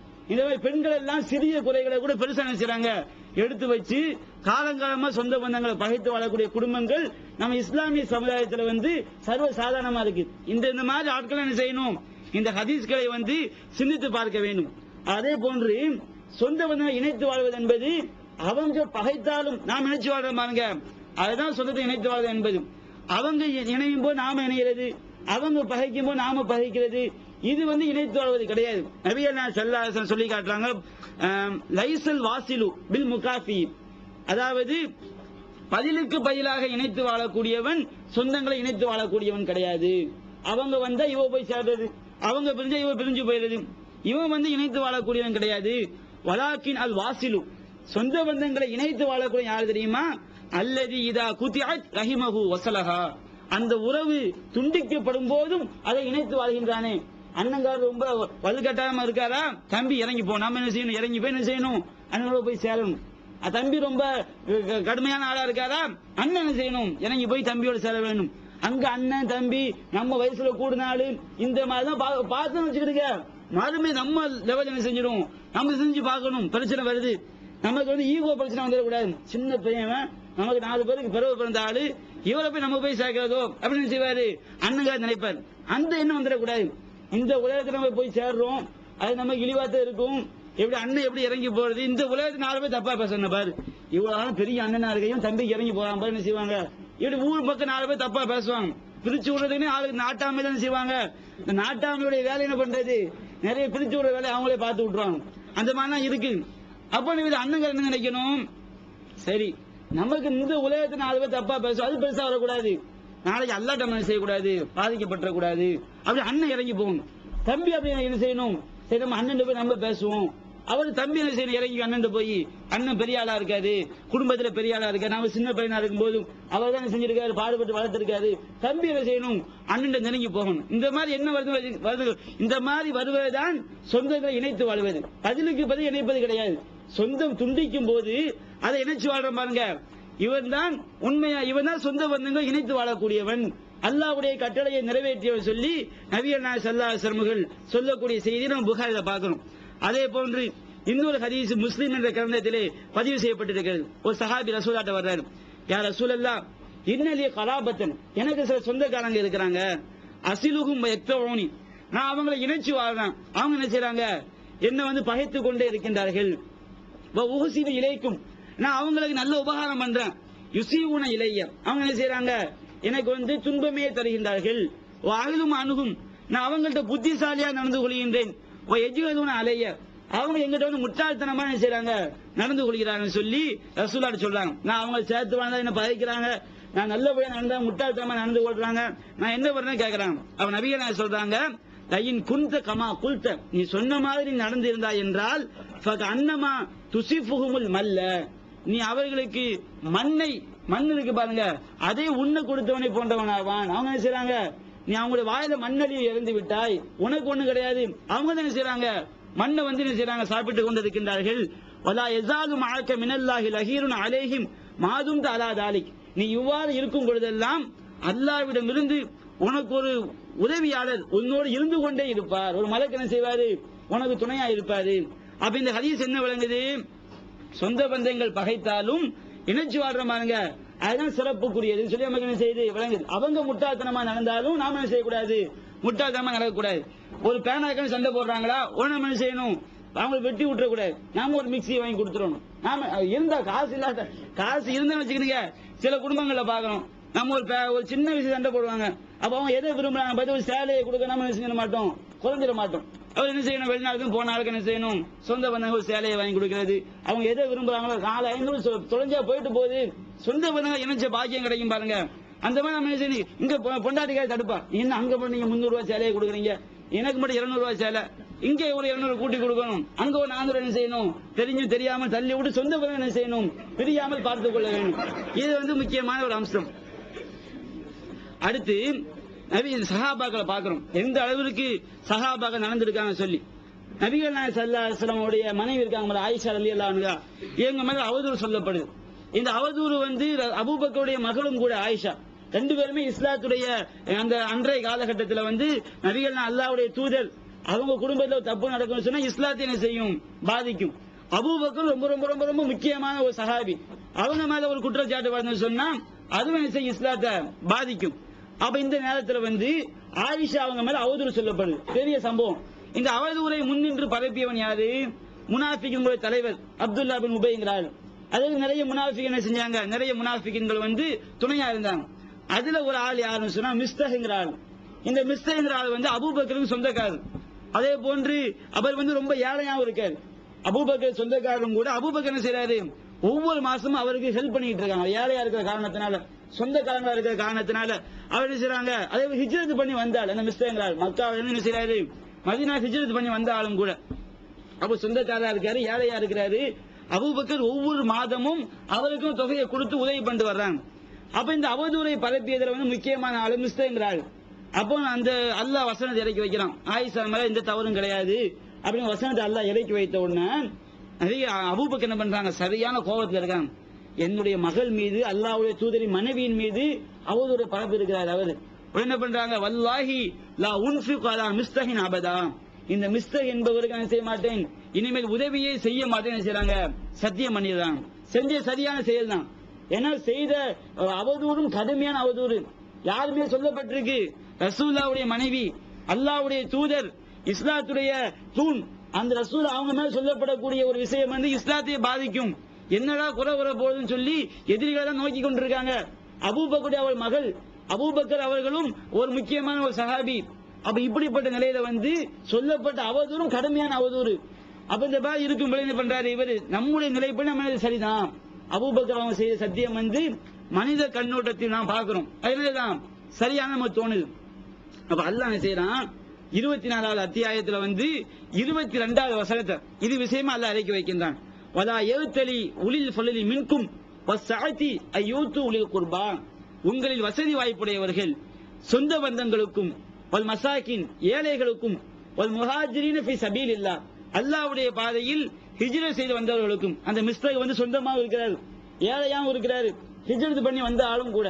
அப்ப அல்லாஹ் அந்த மூணே சொல்லி காட்டுறான், ஏழையாக இருக்கின்றார், ஏழைகளுக்கும் சொந்த பந்தங்களுக்கும் அல்லாஹ்வுடைய பாதையில் ஹிஜ்ரத் செய்து வந்தவர்களுக்கும் நான் கொடுக்க மாட்டேன், உதவி செய்ய மாட்டேன் என்று சத்தியம் செய்யாதீர்கள். வல் யாஃபு, நீங்கள் அவரை மன்னித்து விடுங்கள். வல் யஸ்ஃபஹு, நீங்கள் அவரை அந்த தவறை கண்டுகொள்ளாமல் விட்டு விடுங்கள். அலா துஹிப்புன யக்ஃபிரல்லாஹு லக்கும், அல்லாஹ் உங்களை மன்னிப்பதை நீங்கள் விரும்ப மாட்டீர்களா அப்படின்னு ஆயத்தை அல்லாஹ் என்ன செய்றான், இறக்கி வைக்கின்றான். இறக்கி வைத்தவன அபூபக்கர் என்ன செய்றாரு, அப்படி கண்ணீர் வடிக்கின்றார். கண்ணீர் வடித்து விட்டு வேகமா மிஸ்தக நோக்கி போறாரு. போய் சொல்றாரு, வல்லாஹி லா அன்ஸிஉ அலா மிஸ்தஹின் அபதா, மிஸ்தருக்கு உதவி செய்வது அல்லாஹ்வே சத்தியமாக நான் ஒருபோதும் நிறுத்தவே மாட்டேன்னு சொல்லி காட்டுறாங்க. இதை விட ஒரு கேவலமா நம்ம சொந்த பந்தம் நம்ம செஞ்சிட போறாங்க. நம்ம சொந்த பந்தம் இருக்காங்க பாருங்க, நம்ம அண்ணன் தம்பி அக்கா தங்கச்சி நம்ம பகைச்சு வாழணும் பாருங்க. இவங்க இந்த இது இவர் தூரத்து சொந்தம் கூட, நெருங்கிய சொந்தம் கிடையாது, தூரத்து சொந்தம். அவர் செய்த தப்பும் கடுமையான தப்பு. அல்லாஹ் வசனம் இறக்கி வைக்கிறான், அலா துஹிப்புன யக்ஃபிரல்லாஹு லக்கும், அல்லாஹ் மன்னிப்பதை நீங்கள் விரும்ப மாட்டீர்களா. வசனத்தை இறக்கி வைத்தவன் அங்க வேலை செய்து பாருங்க. உடனே செய்றாங்க, அழுது கொண்டே போய் இனிமேல் மிஸ்டேக்கு செய்து அவங்க செய்த துரோகம், அவங்க செய்த தவறுகள் எல்லாத்தையும் மன்னிச்சதான். நம்ம பாஷையில பார்க்க போனோம்னு சொன்னா அபூபக்கர் செஞ்சிருக்காரு, அவர் செய்தவன் நம்ம ஆக செய்வோம், குறை சொல்லுவோம். பாரு இந்த மாதிரி அநியாயம் பண்ணிருக்கான், அவருக்கு இவர் இறங்கி போற நம்ம குறை சொல்லுவோம். அபூபக்கர் அப்படி நினைக்கல. அல்லாஹ்வுடைய மன்னிப்பு தேவை, அல்லாஹ்வுடைய கருணை தேவை. உடனே இறங்கி பண்ணி செய்றாங்க, உதவி செய்ய முன் வர்றாங்க. அப்ப தூரத்து சொந்தமா உள்ள ஆளுக்கு இந்த அளவுக்கு அவங்க முன் வந்திருக்காங்க சொன்னா, அல்லாஹ்வுடைய மன்னிப்பை ரொம்ப முக்கியமா கருதி இருக்காங்கன்னு சொன்னா, இன்றைக்கு நாம ரத்த பந்தங்களை பகைச்சிருக்கிறோம், நாமுடைய உள்ளத்துல வந்து அல்லாஹ்வுடைய மன்னிப்பை பெற வேண்டும் என்கின்ற எண்ணம் என்ன செய்யல, நம்முடைய உள்ளத்துல இல்லாமல் இருக்கின்ற காரணத்தினால்தான் நாம் காலங்காலமா என்ன செய்யறோம், பகைத்து வருகின்றோம். அதே போன்று இன்னொரு செய்தியை பார்க்கிறோம். 6075வது ஹதீஸாக புகாரியிலே பதிவு செய்யப்பட்டிருக்கிறது. அதாவது இப்னு சுபைர், இந்த இப்னு சுபைர் இருக்காங்க பாருங்க, இவங்க வந்து அஸ்மாவுடைய மகன், அஸ்மா ரலியல்லாஹு அன்ஹா, ஆயிஷா அவங்களுடைய அக்கா. ஆயிஷாவுடைய அக்கா யாரு, இப்னு சுபைர். அஸ்மாவுடைய மகன் யாரு, இப்னு சுபைர் ரலியல்லாஹு அன்ஹு. இவர் தான் முத மக்காவிற்கு ஹிஜ்ரத் பண்ணி போன உடனே முதலில் முஸ்லிம்கள்ல பிறந்த குழந்தை யாரு, இப்னு சுபைர். இவங்களுடைய சிறிய தாயார், சின்னமா சொல்லுவாங்க பாருங்க, அவங்க யாரு, ஆயிஷா, ஆயிஷாவுடைய அக்கா பையன். இந்த இப்னு சுபைர் வந்து ஆயிஷா ரலியல்லாஹு அன்ஹா வந்து ஒரு நிலத்தை விற்கிறாங்க. ஒரு நிலத்தை விற்பது வந்து இவருக்கு பிடிக்கல. என்ன ஆயிஷா வந்து இந்த மாதிரி விற்கிறாங்க, அவங்க வந்து அந்த மாதிரி அதை நிறுத்தவில்லை என்றால் லஹுஜுரன் அலைஹா, நான் ஆயிஷாவை என்ன செய்வேன், கடுமையாக வெறுப்பேன், பகைமை கொள்வேன் சொல்லி இப்னு சுபைர் சொல்றாரு. இவர் சொன்னது வெளியே சொல்லியிருக்காரு. இந்த செய்தி யாரும் என்ன செய்யறாங்க, ஆயிஷாட்ட போய் சொல்லி கொடுத்துறாங்க, இப்படி இப்னு சுபைர் சொல்லி இருக்கான்னு சொல்லி. அப்ப இப்னு இந்த ஆயிஷா அவர் அப்படி சொன்னாரா அப்படின்னு செய்றாங்க. ஆமா சொன்னாரு. உடனே அவங்க நேர்ச்சை பண்றாங்க, லாவு கல்லிமு இப்னு சுபைர் அபதா, என்ன செய்ய மாட்டான், இப்னு சுபைர்ட்ட வந்து ஒருபோதும் பேசவே மாட்டேன் செய்றாரு. ஆயிஷா ரலியல்லாஹு அன்ஹா சத்தியம் பண்ணிடுறாங்க. அப்போ சின்னம்மா சத்தியம் பண்ணவன இப்னு சுபைர் என்ன பண்றாரு, அவருக்கு மனசு ரொம்ப வருத்தம், நம்ம தெரியாம சொல்லிட்டோமே, யாரோ போய் சொல்லி கொடுத்துட்டாங்க நினைச்சாரு. அவர் வருத்தப்பட்டு அவங்க பேசவே இல்லை. ரொம்ப காலமா என்ன செய்யல, ஆயிஷா அவர்கள் பேசவே இல்லை. உடனே என்ன பண்றாரு, யாரெல்லாமோ அனுப்பி பாக்குறாரு, என்னோட பேச சொல்லுங்க ஆயிஷான்னு சொல்லி.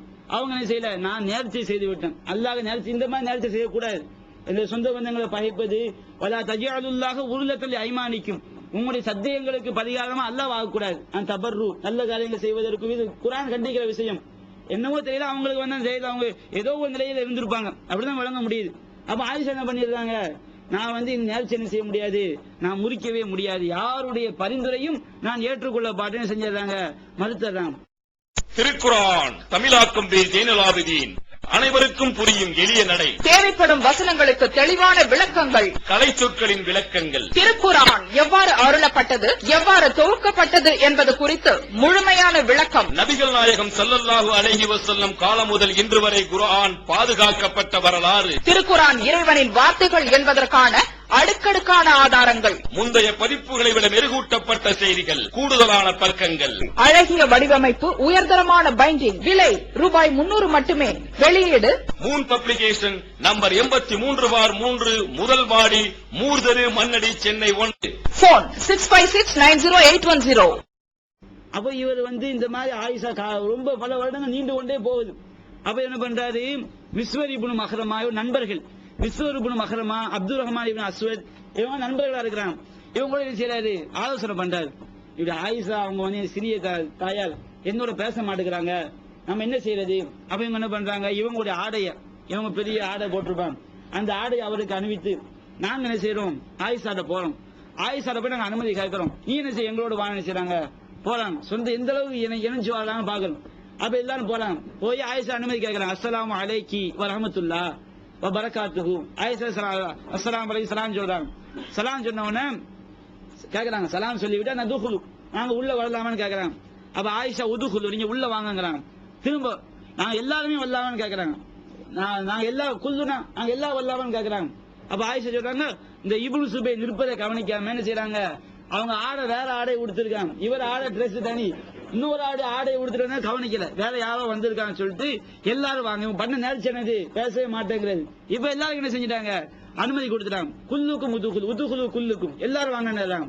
அப்போ இவர் இப்னு சுபைர் சொல்றாரு, வலா தஅலமு அன்னமாஹுமா இப்னு சுபைர், அந்த இருவரோடு மூன்றாவதாக இப்னு சுபைர் இருக்கான்னு சொல்லி ஆயிஷாவுக்கு தெரியல. உடனே வீட்டுக்குள்ள போன 3 பேர் திரைக்கு அப்பால இருக்கிறாங்க. இவர் சின்னம்மா பையன், இவர் என்ன செய்யறாரு, திரைய பூந்து உள்ள போயிடாரு. சின்னம்மா தானே, திரைய பூந்து உள்ள போய் அவங்களை கட்டிக்கிட்டு நீங்க என்ன அழ ஆரம்பிச்சத, நீங்க என்ன செய்யணும், என்னோட பேசி ஆகணும். ஆயிஷா வந்து திக்கு முக்காடி போயிடறாங்க, என்ன பண்றேன்னு தெரிய மாட்டேங்குது, பேச மாட்டேங்காங்க. அவங்க இல்ல அழுகுறாங்க, அழுதுகிட்டே சொல்றாங்க, நான் என்ன செய்ய முடியாது, நான் பேச முடியாது. இந்த ரெண்டு சஹாபி கிடையாது, 2 பேர் இவங்க வெளியே உட்கார்ந்து ஆயிஷா உபதேசம் பண்றாங்க. அல்லாஹ்வுடைய தூதர் மனைவி, அவங்களுக்கு உபதேசம் பண்றாங்க. உம்முல் மூமினின், மூமின்கள் தாயாரே, நீங்க பார்க்கலையா, ரசூலா சொல்லவில்லையா, ஒரு சகோதரன் ஒரு முஸ்லிமான சகோதரன் இன்னொரு சகோதரனை 3 நாளைக்கு மேல பகைக்க கூடாதுன்னு சொல்லி இருக்காங்களே, நீங்க சிந்திக்க மாட்டேங்கிறாங்க. அப்ப ஆயிஷா இவங்க ஹதீஸை எடுத்து சொல்றாங்க, ரசூலா சொல்லிருக்காங்க, இல்ல நான் நேர்ச்சை பண்ணிட்டேன். அழுதுகிட்டே சொல்றாங்க, நான் நேர்ச்சை எப்படி, நேர்ச்சையை வந்து விடக்கூடாது, நல்ல காரியத்துக்கு பண்ணா விடக்கூடாது, குர்ஆன்ல அல்லாஹ் சொல்லி காட்டுறான். ஆனா அவங்க வந்து அது அந்த நேரத்துல அவங்க கவனத்துக்கு வந்திருக்கான்னு நினைக்கும். அப்ப அவங்க என்ன பண்ண, நான் நேர்ச்சை பண்ணிவிட்டேன், நேர்ச்சை என்ன செய்ய மாட்டாங்க, விடவே மாட்டேங்கிறாங்க. அப்ப இவர் இப்னு சுபைர் விடல, தங்களுடைய சிறிய தாயாரை பிடிச்சு என்ன செய்றாங்க, கெஞ்சுறாங்க. இவங்களும் உபதேசம் பண்ணிக்கிட்டே இருக்கிறாங்க. கடைசியில் ஆயிஷா என்ன பண்றாங்க, தன்னுடைய நேர்ச்சியை முடித்துக் கொண்டு அதற்கு வந்து 40 ஒட்டகங்களை நேர்ச்சியை முடித்ததற்காக என்ன செய்றாங்க, 40 ஒட்டகங்களை பலி கொடுத்துட்டு அவங்க இப்னு சுபைர் பேசுறாங்க. அதுக்கு பேசிய பிறகு ஆயிஷா என்ன செஞ்சாங்களா, நான் இப்படி நேர்ச்சியை முடிச்சுட்டேன், எதுக்கு இப்படி வருத்தப்பட்டான்னு இருக்கு. சஹாபாக்கள் வந்து ஒரு சில மார்க்க விஷயம் செஞ்சிருக்கு, நம்ம சஹாபாக்களை குறை சொல்லி வழங்கிடக்கூடாது. ஒரு சில மார்க்க விஷயம் அவங்களும் என்ன செஞ்சிருக்கு, தெரியாம இருந்திருக்கு. ஒரு சஹாபி இப்னு சுபைர் இந்த அளவுக்கு கெஞ்சிறாரு ஆயிஷா அவங்கள்ட்ட போய். அப்ப ஆயிஷா நேர்ச்சியை விடக்கூடாது, ஹதீஸ் இருக்கு, குர்ஆன் வசனம் இருக்கு, நல்ல காரியங்கள் இது செய்யக்கூடாது, அதை இடையூறு ஆக்கக்கூடாது. அதை விட சிறந்த ஒன்று வருமானால் நேர்ச்சியை விடத்தான் செய்யணும். அப்ப இப்படி மார்க்கம் சொல்லி காட்டுது. ஆனா ஆயிஷா என்ன செய்றாங்க, நான் நேர்ச்சியை விட முடியாதுன்னு சொல்லி பேசிட்டாங்க. பேசிய பிறகு நேர்ச்சியை முடித்ததற்காக 40 ஒட்டகங்களை கொடுத்தாங்க பாக்குறோம். அப்ப இப்னு சுபைர் சஹாபி வந்து தன்னுடைய சிறிய தாயார் பகைத்தாலும் அவங்க அதை பிடிவாத மனிதன் செய்யறது, சொந்த பந்தம் இணைக்கும் என்பதற்காக அதற்கு திட்டம் போட்டு உள்ள போய் திரையை விலக்கி கொண்டு அவங்களை பிடித்துக் கொண்டு முஆனா காசு கட்டி பிடித்து அழுதுருக்காங்க சொன்னா, சஹாபாக்கள் உறவுகளை இணைத்து வாழ்வதற்கு எந்த அளவுக்கு முக்கியத்துவம் கொடுத்திருக்காங்க நம்ம பார்க்கணும். அதே போன்று நபிகள் நாயகம் ஸல்லல்லாஹு அலைஹி வஸல்லம் அவர்கள் சொல்லி காட்டுறாங்க, வலா தபாகலு, நீங்கள் ஒருவருக்கொருவர் பகைத்து வாழாதீர்கள், வலா தஹாசது, ஒருவருக்கொருவர் நீங்கள் பொறாமை கொள்ளாதீர்கள், வலா ததாபரு ஒருவரை ஒருவர் துருவி துருவி ஆராயாதீர்கள் வகூனு இபாதல்லாஹ் நீங்க அல்லாஹ்வுடைய அடியார்களாக இபாதல்லாஹ் இஹ்வானா அல்லாஹ்வுடைய அடியார்களாக நீங்கள் மாறிவிடுங்கள் வலா யஹில்லு முஸ்லிமின் அய்யஹுஜுர அகாஹு ஃபௌக ஸலாஸத்தி அய்யாமின் எந்த ஒரு முஸ்லிமும் 3 நாளைக்கு மேல் தன்னுடைய சகோதரனை பகைத்து வாழ்வது வெறுத்து வாழ்வது ஒரு முஸ்லிமுக்கு ஆகுமானது கிடையாது. நபிகள் ஸல்லல்லாஹு அலைஹி வஸல்லம் அவர்கள் சொல்லி காட்டுற ஒரு செய்தியை பார்க்கிறோம். 3 நாளைக்கு மேல் என்ன செய்யக்கூடாது? உலக மார்க்கத்துக்காக பயப்பது தனி, உலகத்திற்காக பகைத்து வாழ உலக விஷயத்திற்காக மார்க்கம் அனுமதிக்காத விஷயங்களை நம்ம பகைச்சு வாழ்றோம் பாருங்க. 3 நாளைக்கு மேல் பகைத்து வாழ்வது எந்த முஸ்லிமுக்கும் அது தகுதி கிடையாது சொல்லி காட்டுறான். அதே போன்று இன்னொரு செய்தியை பார்க்கிறோம். புகாரில 6077 ஹதீஸா பதிவு செய்யப்பட்டிருக்கிறது. நபிகள் நான் சொல்லி காட்டுறாங்க, லா யஹில்லு லி ரஜுலின் அய்யஹுஜுர அகாஹு ஃபௌக ஸலாஸி லயாலின் 3 நாளைக்கு மேல் ஒரு சகோதரன் இன்னொரு சகோதரனை பகைப்பது கூடாது. எல்தக்கியானி இருவரும் சந்திக்கின்றார்கள். சந்திக்கும் போது இவர் இங்க முகத்தை திருப்புறாரு, அவர் இங்க முகத்தை திருப்புறாரு. இப்படிதான் பகைத்து பயனாளி சந்திக்கும் செஞ்சிடணும், பேசிவிட வேண்டும்.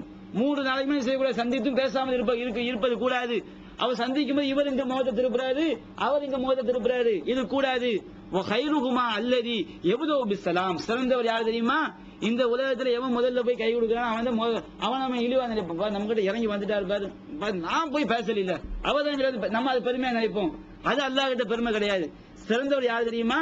யார் முதலில் சலாம் சொல்கிறாரோ அவர் தான் சிறந்தவர். நபிகள் ஸல்லல்லாஹு அலைஹி வஸல்லம் அவர்கள் சொல்லி காட்டக்கூடிய ஹதீஸை பார்க்கிறோம். அவ இந்த அளவிற்கு நாம் சொந்த பந்தங்கள் விஷயத்தில் எதையெல்லாம் இன்னும் நிறைய விஷயங்கள் இருக்கு, சொல்லிக்கொண்டே ஒரு மாசத்துக்கு நம்ம என்ன செய்யலாம், பேசிக்கொண்டே போகலாம். இன்றோடு இந்த தலைப்பு நாம் என்ன செய்வோம், இதை முடித்துக் கொள்வோம். அல்லாஹ் தஆலா நாம் எதை கேட்டோமோ எதை சொன்னோமோ அந்த அடிப்படையில் வாழ்ந்து மரணிக்கக்கூடிய மக்களாக நம் அனைவரையும் ஆக்கி அருள் புரிவானாக. வாஹிரு தஅவானா அல்ஹம்துலில்லாஹி ரப்பில் ஆலமீன். அஸ்ஸலாமு அலைக்கும். அல்லாஹ்